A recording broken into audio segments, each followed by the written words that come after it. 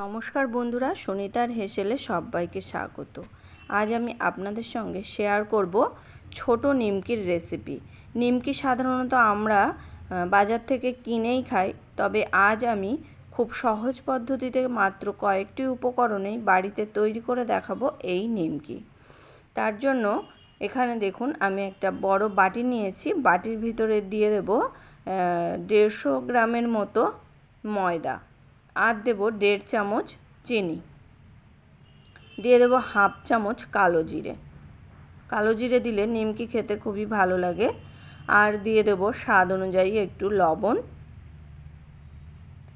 দিয়ে দেব ওই চামচের 1 চামচ ঘি।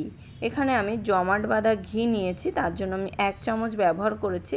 আপনারা যদি লিকুইড ঘি ব্যবহার করেন তাহলে 2 চামচ ব্যবহার করবেন।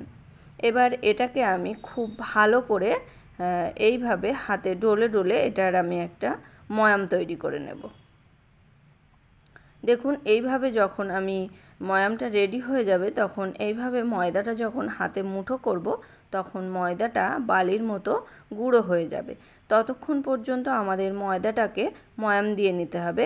এখানে আমার ময়দাটা খুব ভালো করে ময়াম দেওয়া হয়ে গেছে। এবার আমি নর্মাল জল দিয়েই আমি এই ময়দাটাকে শক্ত একটা ডো তৈরি করে নেব।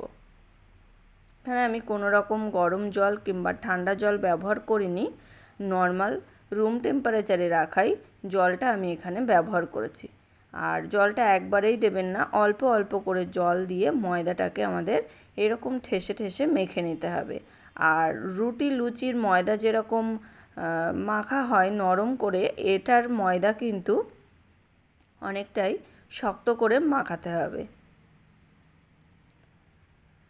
দেখুন, এইভাবে আমি ঠেসে ময়দাটাকে একটু মাখিয়ে নেব, 2 থেকে 3 মিনিট খুব ভালো করে একটু মাখিয়ে নেব ঠেসে ঠেসে।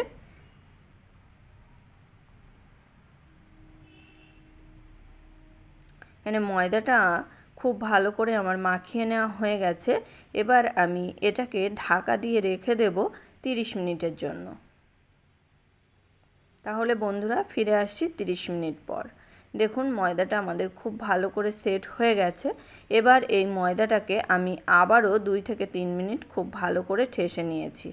এবার এই ময়দাটা আমি যার উপরে বেলবো তার উপরে নিয়ে নিয়েছি। নিয়ে আমি এটাকে একটু হাতের সাহায্যে লম্বা করে নিয়ে আমি একটা চাকু দিয়ে 4টে ভাগে ভাগ করে নেব এই ময়দাটাকে।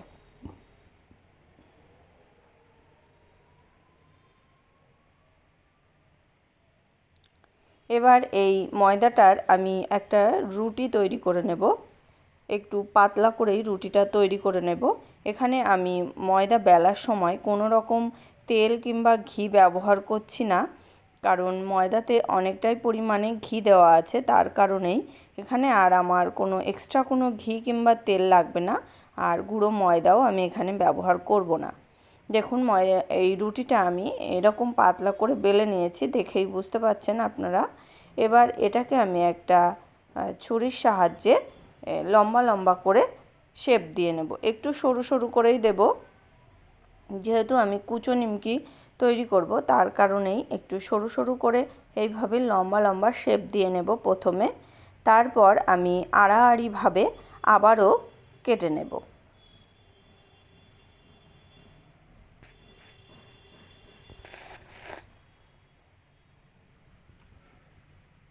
আর বন্ধুরা, ময়দাটা অবশ্যই একটু ঘি দিয়ে মাখার চেষ্টা করবেন।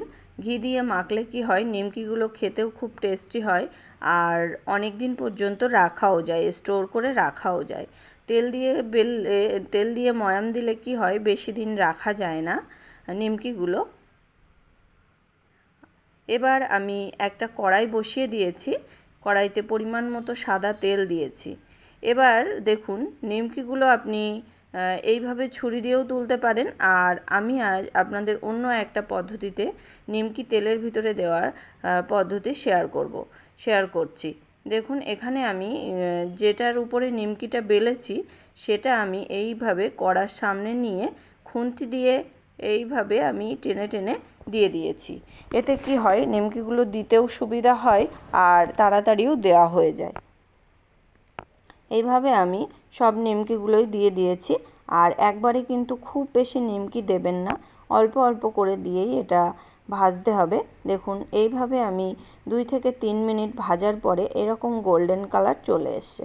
এবার আমি নিমকিগুলোকে নামিয়ে নেব। নামিয়ে নিয়ে সার্ভ করে আপনাদেরকে আমি দেখাচ্ছি।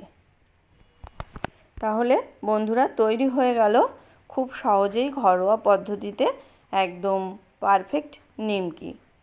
তাহলে আজ আমার এই রেসিপিটি কেমন লাগলো অবশ্যই কিন্তু কমেন্ট করে জানাবেন। যদি ভালো লেগে থাকে তাহলে একটা লাইক করবেন আর সাবস্ক্রাইব করে পাশে থাকার অনুরোধ রইল। তাহলে আজকের মতো এই পর্যন্তই। আবার দেখা হবে নতুন কোনো রেসিপি নিয়ে। ভালো থাকবেন, সুস্থ থাকবেন। ধন্যবাদ।